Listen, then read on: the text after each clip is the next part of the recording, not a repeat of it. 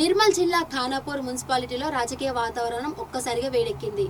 Municipal chairman ఎన్నిక సమీపిస్తున్న తరుణంలో 5వ వార్డు కౌన్సిలర్ మేషా పోషవ్వ మరియు ఆమె కుమారుడు సతీష్లను గుర్తు తెలియని వ్యక్తులు అపహరించడం కలకలం రేపుతుంది. ఈ కిడ్నాప్ వెనుక రాజకీయ కుట్ర ఉందని ఆరోపిస్తూ బీఆర్ఎస్ పార్టీ పట్టణ అధ్యక్షులు రాజు స్థానిక పోలీస్ స్టేషన్లో ఫిర్యాదు చేశారు. తక్షణమే తమ అభ్యర్థిని సురక్షితంగా అప్పగించాలని, లేని పక్షంలో ఈ నెల 4న ఖానాపూర్ బంద్కు పిలుపునిస్తామని ఆయన హెచ్చరించారు.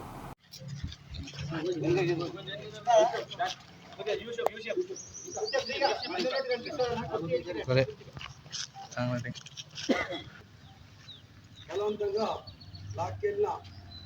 లాక్కెళ్ళారు. ఆ విధంగా ఒక కేసు ఫైల్ చేయడం జరిగింది. రేపు 24వ తారీఖు నాడు మున్సిపల్ చైర్మన్ ఎన్నిక జరుగుతుంది ఖానాపూర్లో. ఆ ఎన్నిక రోజు ఇక్కడ మా అభ్యర్థిని మాకు అప్పగించారు. ఎవరి దగ్గర దగ్గర నుంచి అప్పగించారు, పోలీసులు విచారణ చేయడం జరిగింది. ఆ అభ్యర్థిని ఇప్పటి నుంచి అందరూ చేసి మాకు అప్పగించాలని కోరుతున్నాము. ఒకవేళ ఆ రోజు మాకు అప్పగించకపోతే మా అభ్యర్థికి ఇక్కడ మా పార్టీ తరఫున మేము అందరం పోరాటం చేసి ప్రజలతో గెలిపించాం కాబట్టి మా పార్టీ పరంగా ఆ రోజు ల్యాండ్ అండ్ ప్రాబ్లం అవుతుంది. మా అభ్యర్థిని ఏ ప్రసాదం వదలము. ఆయనకు అన్ని రకాలుగా మేము అడ్డుపడి లోపల ఎలక్షన్లకు పోలించే బాధ్యత లేదు. ఏది ఉన్నా ఏ పార్టీకి వచ్చి ఆ పార్టీలో ఓటు వేయాలా, ఈ విధంగా తీసుకోవడం కరెక్ట్ కాదు. ఏదన్నా ప్రజలలో ఓటేసారు, ఆ ఓటుకు ఎంట్రీగా మేము ఈరోజు కట్టుబడి ఉన్నాము. మాకు 4 సీట్లు ఇచ్చిండ్రు, మేము దానికి కట్టుబడి ఉన్నాం. కానీ తిరస్కరించిండ్రు. దాన్ని కాంగ్రెస్ పార్టీ ఆహ్వానించి ప్రజలతోటి గౌరవంగా ఉండాలా. ఈరోజు ఏం చేస్తున్నారు? కాంగ్రెస్ పార్టీకి ఖానాపూర్ ప్రజలు ఒక 3 సీట్లు ఇచ్చిర్రు.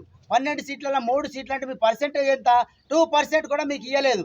కాబట్టి మీరు దొడ్డిదారిన అక్రమంగా, అన్యాయంగా, దౌర్జన్యంగా ఇట్లా క్యాండిడేట్లను ఎత్తుకపోయి ఎందరిని ఎత్తుకపోతారు? ఏం చేస్తారు? రౌడీజానికి, ఫ్యాక్షనిజానికి, ఈ లంగతనంగా మీరు అక్రమంగా మీరు ఏదైతే పదవులు ఆశిస్తున్నారో అవిటిని మానుకోవాలా. అది మంచి పద్ధతి కాదు, అది సంస్కారం కాదు. కాంగ్రెస్ పార్టీ అంటే ఇదేనా? ఇదే రౌడీజమా? ఇట్లా ఎందరిని ఎత్తుకపోతారు?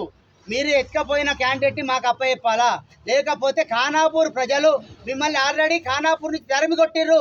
ఇంటిగ్రేటెడ్ స్కూల్ ఇవ్వకనే మొత్తం తరిమి కొట్టి ఒక 3 సీట్లు, అది కూడా దౌర్జన్యంగా, అన్యాయంగా మీరు ఇవాళ 3 సీట్లు తీసుకొని వచ్చిర్రు పబ్లిక్. అది కూడా పబ్లిక్ తోటి రాలే.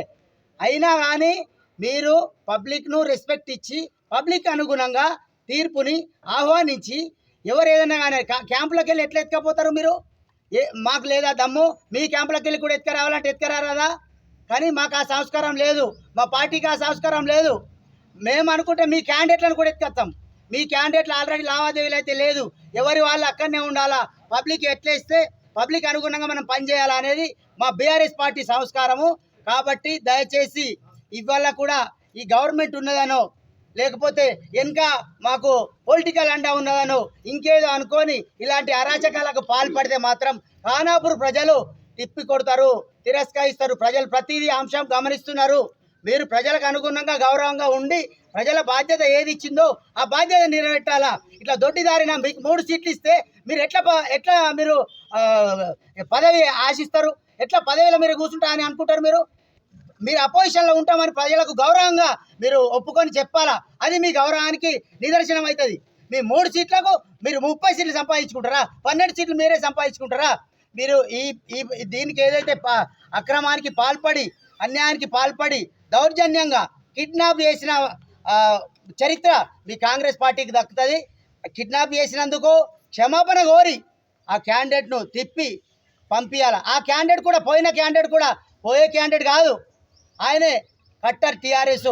ఆయన దౌర్జన్యంగా, అక్రమంగా భయపెట్టించి, బెదిరించి తీసుకుపోయినరు.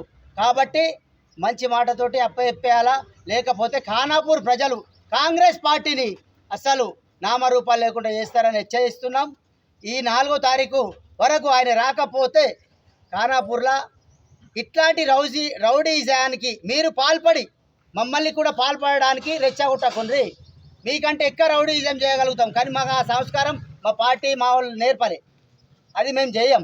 కాబట్టి మీరు శాంతియుతంగా ప్రజలకు అనుగుణంగా పని చేయాలని నేను విజ్ఞప్తి చేస్తున్నా.